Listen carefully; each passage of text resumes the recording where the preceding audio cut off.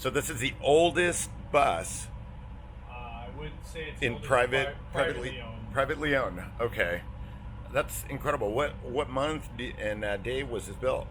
August of 1950. Wow, wow, wow, wow.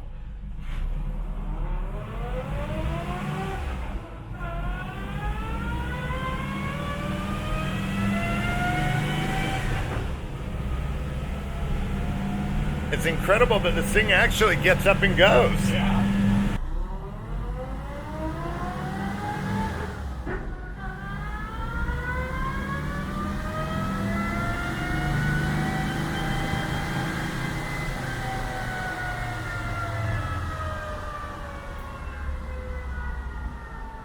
Yeah. C Street, yeah.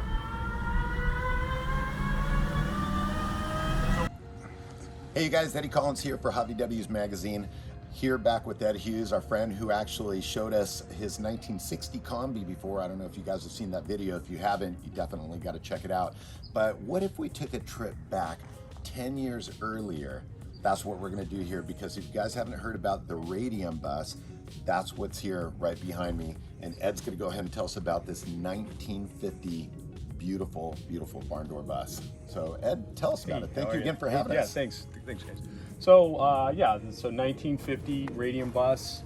It's been a 20-year restoration project for me. 20 years? Yeah, 20 years. The Radium Bus, just to give a little short history, this bus was purchased in 1950 by the Radium Company. It's electrical light bulb manufacturing company in Germany, Wipperfürth, Germany. Say that a few times. They had a few of them in 1950. They were painted similar to this and used as delivery vans. Okay, so when you say they had it painted, so this isn't a Volkswagen color. No, so this bus would have been delivered in primer from the factory. You could order a bus in primer. A lot of companies would buy them in primer, and then they would paint them their company colors. Very cool. So this bus was painted a blue, a non-Volkswagen blue color. This particular color is aquamarine blue, which is an early Porsche color that I chose to paint. It was closest to the original color that the bus was painted.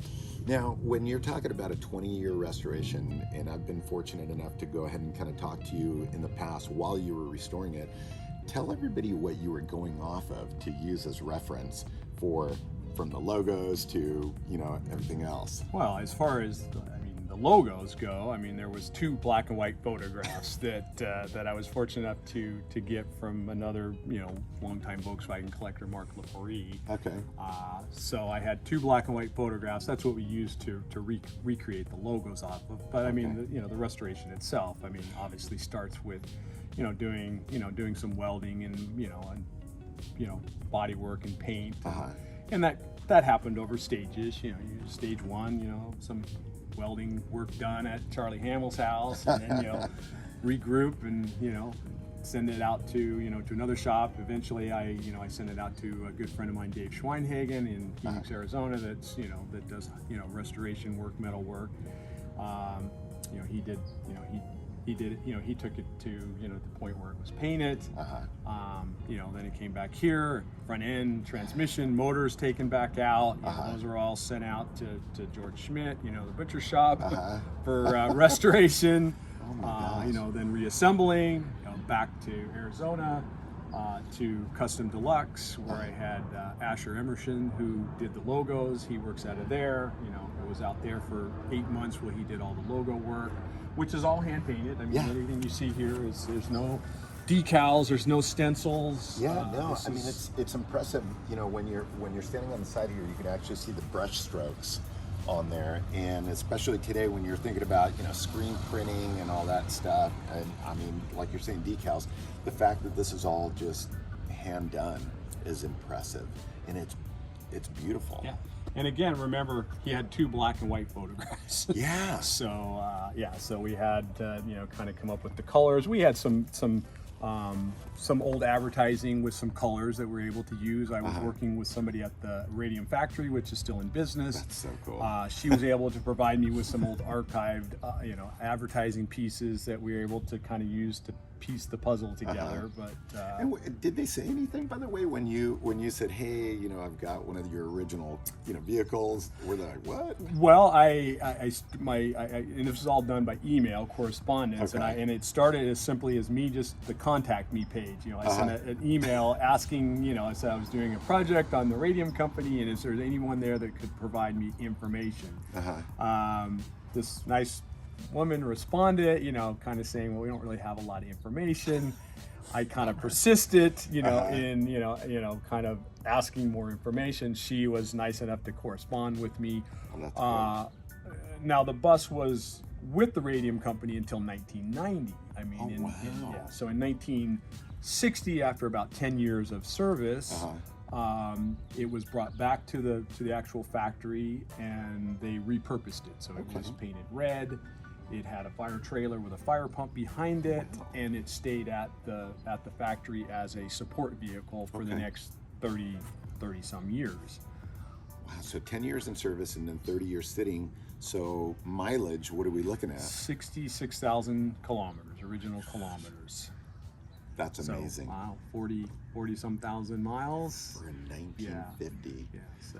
That's crazy. Well, when we're talking about 1950, if you guys don't know, there are so many, you know, intricacies and so many different details when compared to other buses. And who better to show us than Ed? Would you mind walking us around? Like right now, while we're standing here, one of the ones that I learned from you years ago at one of the Treffens was the rain gutter. Yeah, so early 1950s, you can see, you know, we got a rain gutter that literally just goes down the side when you come around the. But it's funny that it stops there. Yeah.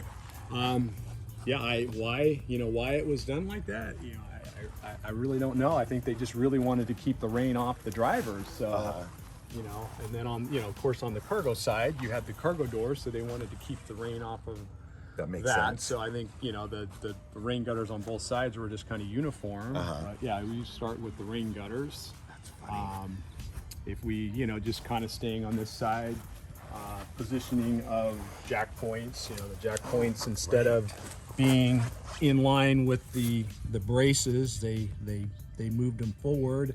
I think that proved to be a bad design, because probably once the bus got older, and especially if there any rust in that area, you'd go to jack the bus up, and I'm sure that the jack point would just kind of pull off, and then you'd probably had a nice little dent in the side of the car.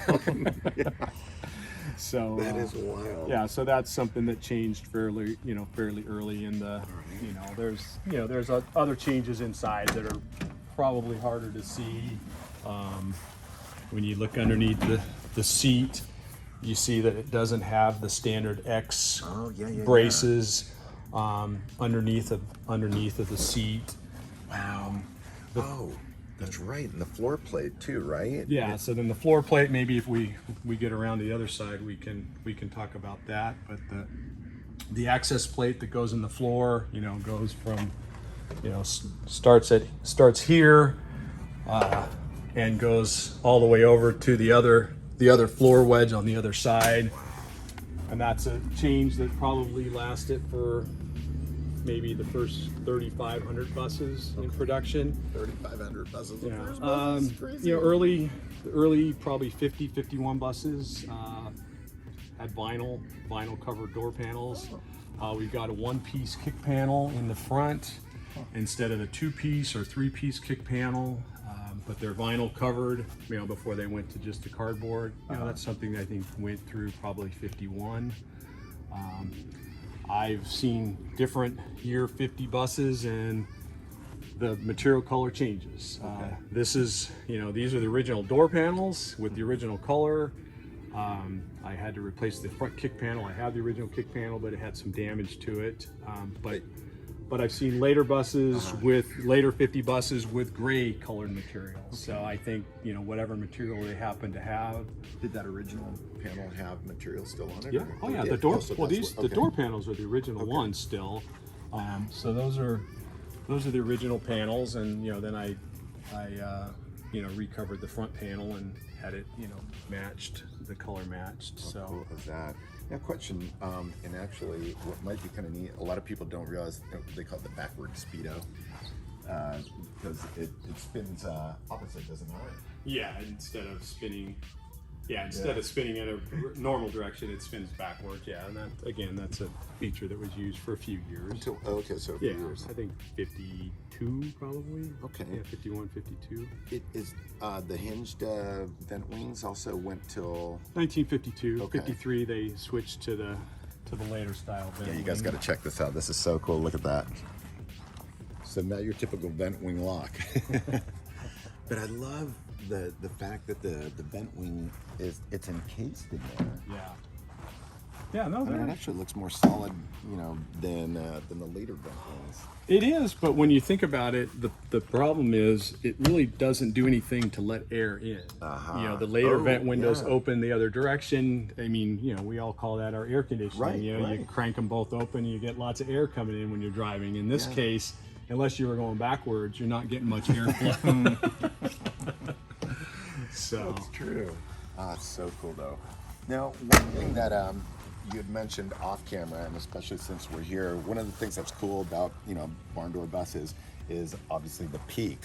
But you were mentioning something about this roof, and tell everybody. yeah, well, this particular being, you know, I don't know again how long this went, but the actual height of the roof, you know, it's got more, it's got a higher pitch to it than say, you know, I look at some of my other early cars and measured it, and you know, I always thought it was maybe an illusion with the rain gutter cut off, but but it's actually just, you know, the so shape wild. of the roof is different, and That again, is there's something else. just really so many, you know, so many changes, you know, with these early cars. You know, they were still building them more or less by hand, and I think just, you know, just changes happening, you know, daily, weekly, monthly, as production, you know, ramped up. Now, another thing you had mentioned too on the headlights, the difference between an earlier, like what makes this headlight? Well, I mean, the earlier headlight, a lot of people call it a big sliver with the, you know, how it you know, some of the later ones, this line comes back closer. There's no markings on the lenses. Some of the later lenses will have, you know, different markings. The only marking on here is just the hella on the ring. Yeah, look at that. You know, obviously bold headlight from, you know, from back in the day. But yeah, I mean, mostly, you know, it's really the lens, the single rivet on the headlight ring, which again, some of these, the headlight kind of went through 51, 52. There's some change, there's some differences on the inside of this headlight that are, you know, when I, you know, had the headlights apart, you know, you can't see it here, but there's some things that I found that were unique to the really early. I mean, they're, you know, stamped, I think, you know, 50. But yeah, the springs and stuff are a little bit different, but you know, That is so cool. kind of really getting down to the nitty gritty there. Yeah, no kidding. And I love the fact that, I mean, you know, obviously no emblem because of the logo, right? Right. Was that so difficult for you? Well, that was a bit of a problem, especially since it also would have taken a rear emblem. I mean, these early buses had a different emblem to begin with. It was a cast aluminum emblem instead of the stamped steel emblem. The rear emblem only went through about the first 5,000 buses in 1950. Wow. I mean, this is serial number 2224, so it's you know, fairly early. Yeah. But this is how it was. I mean, when it left, you know, when it was built, the bus, you know, left in primer, the emblems were taken off. It was painted with the company logos. So, you know, this is, you know, kind of how it had to go back. Yeah. It's just awesome. You know, one of the things that I think is kind of interesting, and I'm very fortunate that I got a chance to actually ride in this, but it wasn't just for going along, but to be your side view mirror, because this thing has no rear window, and yet it doesn't have a passenger side mirror. So did they just make a series of left turns in, you know, in the day? Rights or left? Yeah. I mean, I don't, you know, again, we talked about, you know, we were talking about, I would guess a lot of the roads back in 1950 in Germany and Europe were, you know, 2-lane roads, and you didn't really have a lot of, you know, back then you could make a right or left from a, you know, there was only one lane, but it's just a, you know, my observation, because I don't know how you would drive it unless you had a passenger. Or I'm sure there was constantly being honked at. I'm sure there's a lot of 1950 buses that had passenger mirrors. Obviously, we've seen some over the years where they put windows in the back. I even think Volkswagen had a rear window kit you could buy to put into it. So they quickly realized that that there was some driving limitations to not having a back window or not having a passenger mirror. Yeah, one of the things, and it's interesting, if you guys ever get a chance to see this bus in person, I mean, take your time and look at the details, because I've seen this bus now a couple of times, but there's something new that I find every single time. And earlier today, you pointed something else out. And if you come down here and you look at the dog legs, explain the dog legs, Ed. Well, again, just when we were building them, I mean, you've got, early buses would have what we call 4-piece dog leg, which would have this, this seam here, the way it was put together. They hadn't really figured out how to manufacture this, so this would be what I'd call a 5-piece dog leg, because there's this extra little metal plate that's just kind of spot welded to the front. You've got the big gap here in front of the bumper bracket. Starting, and again, this is a change that happened in 1950, where they were able to make the dog leg where it just had a cutout for the bumper bracket. So and that would just be kind of, again. Oh, and did you want to mention the floor plate? Yeah. So the foot bar, you look at the foot bar, it's missing the bracket that would typically be coming off of the back of there.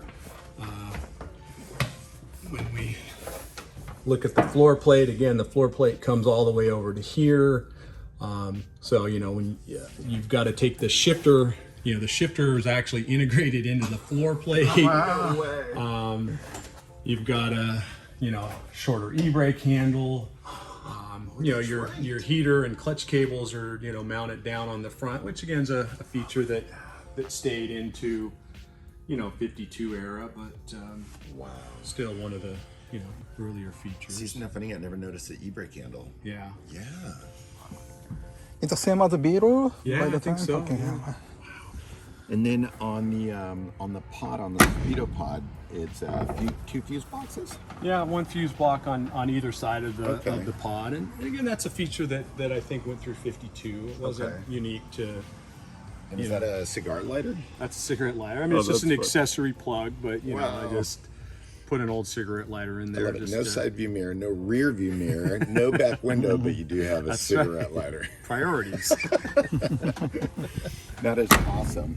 Now, coming around to the cargo door, I think this is so cool, because most people, will say, "Hey, where's the cargo door handle?" And it never really dawned on me that there isn't one.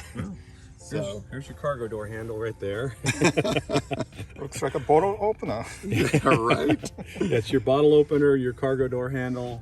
So yeah, this is great. So when you open it, it actually stays in there. So you've got your lock on the bottom. You've got a spot for the key to go in. You see the notch. So when you put the key in and you open it, the key actually stays. So that's your cargo door handle. Stays in place. Wow.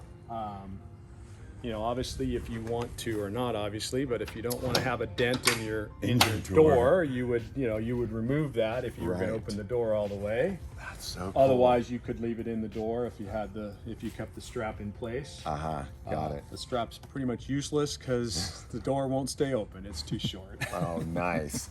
Now, as you're opening this door here, actually, I think people will still be able to see it. When we're talking about details, look at the way the logo is wrapped around the side of the cargo door. I mean, it's just, I love that. Yeah. And again, this is hand painted. It's not wrapped, but just the way that the logo is actually, it just goes into the door, into the jamb. Yeah, and that's I think so cool. You don't have that, kind of a blue line. He just kind of wrapped it around. That is something else. Now tell us about these. I mean, this is just a hobby of mine. I spend spend time from time to time on eBay Germany looking for anything radium related, and was fortunate enough to find a light bulb box here and there, and then I found an ad for a guy that had, I think, maybe 4 or 5 boxes, and when I bought the boxes, he reached out to me and said, "Hey, do you want some more?" And I said, "How many you got?" Wow. And so yeah, I ended up with with quite a few. I got some other later versions of the radium light bulb boxes also somewhere else, and that is cool. Postcard that I found on eBay Germany from the distributor that where the bus was at. And that's is that the address? It's on the yeah, bus too? that's the address. Oh, cool. It's listed on the doors, and this is from 1952. They actually were moving the company to a new location in 1952, and it just talks about that. But yeah, again, we got some other posters and pieces. What are the chances that you're going to find a postcard with a light bulb company's logo on it? I'd say it's probably about as good as finding an actual picture of your bus on eBay Germany. That's true too. Which I also found. Oh my God! So yeah. That's so cool. That is so cool. Now, if you don't mind, explain some of the really cool details of the cargo floor that you were telling me about. Well, cargo floor. I mean, one of the things is these gussets that you see around the the B pillars and the C pillars and brackets. That seems to be something that they did on the early buses. I don't know if that stopped in 50, 51. I think most 50s I've seen have that. You've got 2 access plates, which went for a few years in the back. The package tray. Again, not just a 50 thing, but instead of having the lip, the later package tray has like a lip on it. One of the things that, and you'd probably have to go inside to see it, the wiring harness on the bus comes from under the dash.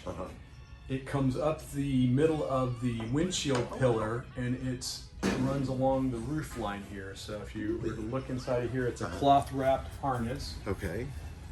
Comes down right here behind the and then drops down into the engine compartment. So instead of being underneath the bus, like I say, it was a cloth wrapped harness, and it comes up and runs down and then drops into the engine compartment. So just a early 19.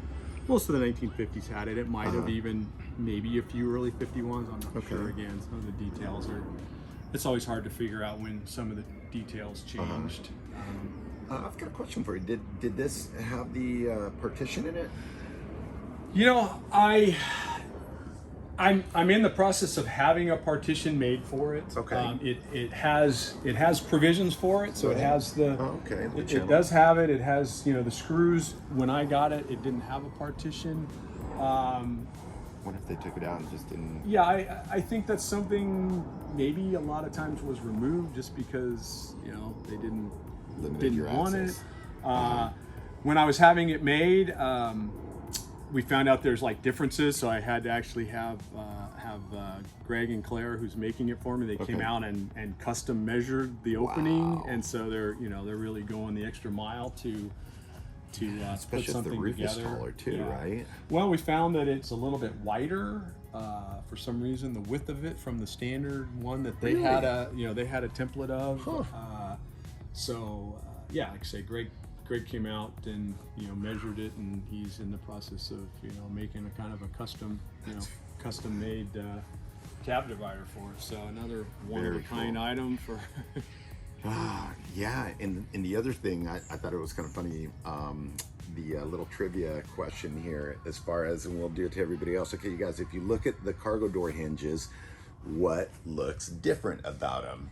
And it's funny because you could sit there going, for a while, but because I couldn't figure it out. So Ed, tell them. So, well, it's real simple.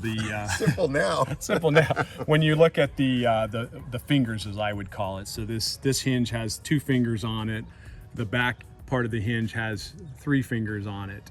If you go out and look at any later bus, you'll realize that they had reversed it.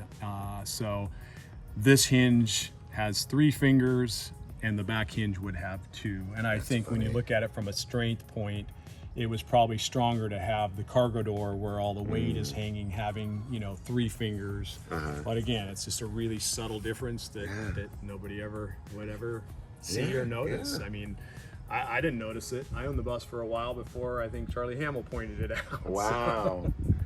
Yeah, that is pretty wild. And you said that you actually found an NOS hinge with the early fingers. Yes, I did. One of my trips years ago over to Germany, I was able to find one. So that's cool. All you guys with NOS hinges, go look. Yeah, there you go. Very cool. Well, let's take a look at the power plant.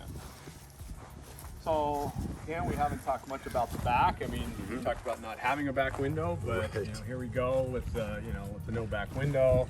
You know, here would be where the rear emblem would have mounted. You know, rather than welding up the holes, I just thought, you know, I'd cover it up with some, you know, some carriage bolts and.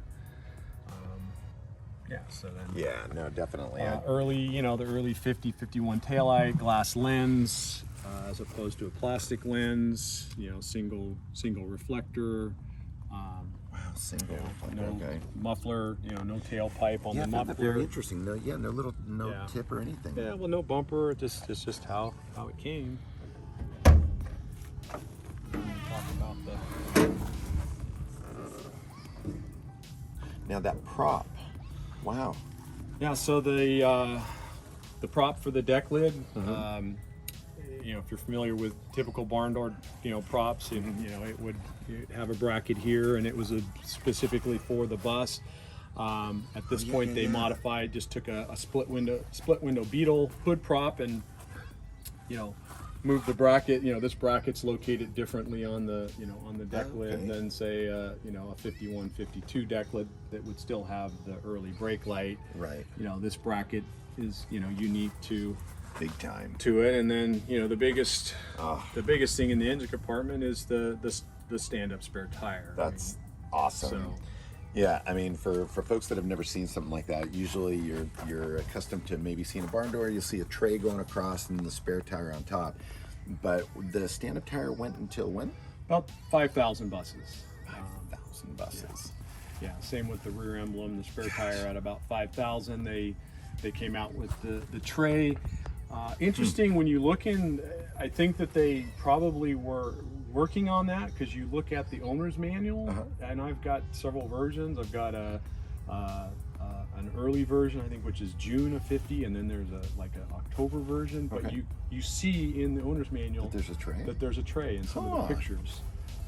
Interesting. So.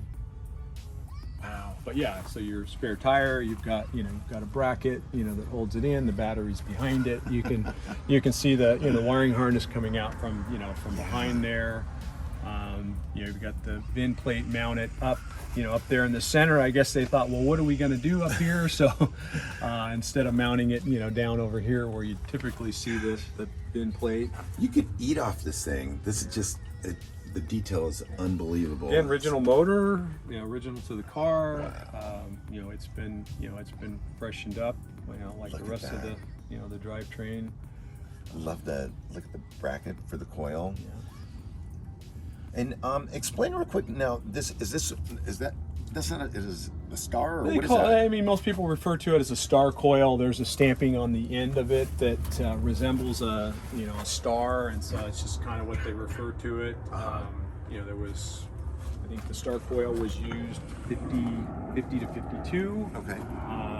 There was an earlier version of the coil that would have been used on bugs. I mean, with this being a 50, I mean, you know, that would have been the only coil a bus would have had, and then, you know, they kind of changed it from there. Okay. You know, same the flat top distributor, and, you know, air cleaners. I mean, as it's $1 million question is always Why that air cleaner? Yeah, why that air cleaner? I mean, that's the air cleaner that was on the engine when I got the engine. There you go. So it's original to the car. why it has that air cleaner versus the T-can, Right. your guess is good as mine. You know, it's once again, I just noticed something I've never seen before, and this is so cool, and this is the kind of stuff that I love, because whenever you do buses, the detail that you put in them, it's impressive. And Shin, you can actually see this right here. Look at the belt, you guys. The part number on the belt. Look at that. Where'd you get that? That's so cool. Is it NOS belt? Yeah. I don't know. I love that. That's awesome. Just awesome. Now, on the tank, I mean, I don't remember. I had mine. I had a 54, but I don't remember my tank. Well, it has. having that. So this has the 100 millimeter gas cap. Right. They went to a 80 millimeter gas That's what cap, it so the is. gas cap Okay. gets a little smaller, and then also you have the spare tire tray that goes over top of it. There's a rubber boot. Yep. I mean, the 100 millimeter gas cap ran through 52, Okay. so they still have the boot, but it really, I think it just throws you off because you don't have a battery tray, Okay. the spare tire tray there, and the rubber boot to kind of, you know, you're just used to seeing. Got This it. is- You know yeah. what? That's right. Okay, because I'm looking at this thing going, is the neck longer, taller? What's going on there? Yeah. That is incredible. I mean, just the detail, everything from the hardware. I was noticing this, you know, I mean, just, it's such a beautiful, beautiful bus. Well, you know, when you get 20 years, you know, 20 years. Oh my God. you can 20 sweat years. you can sweat the details a little bit. Seriously, I know, especially when you hear people saying, you know, something like, oh, my car's been at the body shop for, you know, over a year, 2 years, you know, and then you're thinking 20 years. Yeah, this is awesome. So how do you feel now that, you know, it's done, right? Yeah. Yeah. Well, yeah. Yeah. Yeah, I mean, no, is there it's- anything that you're kind of like, oh, I'd still like to go ahead and do this? I mean, I know the partition, you said you're getting that made, but anything else? You know, for the most part, there's a few little things I want to go back and readdress. The wiper motor wasn't working as well as I'd want it to. So, Okay. you know, whether it's just a connection or the wiper motor itself needs a little servicing after, you know, well, it's coming up on 71 years old. So, yeah, I mean, there's always a this or that needs to be addressed. I've got some heater pipes underneath that you know that I'm still messing with because it's another one of these like afterthoughts. There's a flex tube that's probably about 2 feet long that comes out of the body and just kind of wraps over top of whatever to hook to the heater boxes. Oh my gosh. And trying to get those in without just scratching 20 years worth of paint off has been a challenge. So I mean, there's always a few things with a restoration, but no, it's looking forward to getting out to another show and letting people get to see it. I think that's great.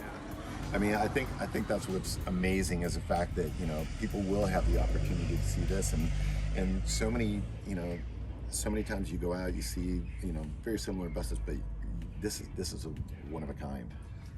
Yeah, keep like September 11th on your calendar because I'll need somebody to ride shotgun, All right. and, you know, so Okay. we can get it to a show. But other than that, No, I know. This is incredible. Well, I'll tell you, you know, you guys, this is awesome, and it's an awesome opportunity to go ahead and actually see the bus on video. We're actually going to be featuring this bus in hotVWs magazine, so when that comes out, there's going to be a lot more details, and obviously the history and just more intricate details about this bus. So you be sure to check that issue out. And Ed, I can't thank you enough. Seriously, thanks, guys. I mean, first the 1960 Kombi, that was amazing, and now this. I mean, what's next? You know, how are you going to top this? I don't know. Well, I don't know that I'm going to top this, but maybe we'll pull another late model out of the garage. One A of these late days. model, a late model, like a 52 or something. I mean, Well, there's, you know, I think we got a 53 and a 54 we can choose from. okay, So 53 and a 54. Yeah, you know. we'll see. All right. Well, Ed, thank you. Seriously, Thanks, thank guys. you so much. You guys, thanks for watching. Be sure to check out all the other videos that we've done. You guys will get a kick out of it. And so we'll try to keep bringing you some more exciting content. So take care, you guys. Thanks for watching, and we'll see you soon.